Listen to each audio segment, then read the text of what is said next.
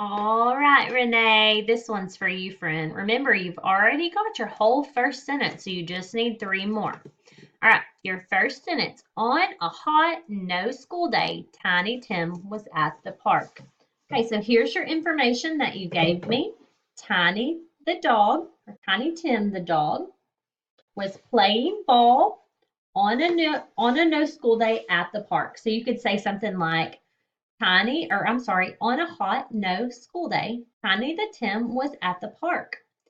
Tiny Tim was playing ball because it was a no school day. Okay? Tiny Tim was playing ball at the park because it was a no school day. So ask your mom if you want to help you come up with details such as describing words. But all I want you to do is take your information that you have and add three more sentences. You've already got the first one. Your first sentence, you've already written it. On a hot, no school day, Tiny Tim was at the park.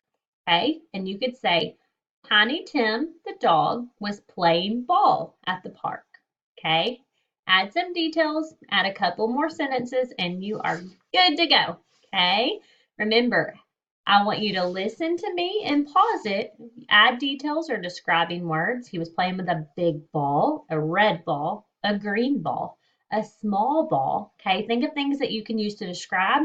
Have your mom help you. You just can't have mom write it and copy it. Okay? You can do this one sentence at a time, and you've already got one down.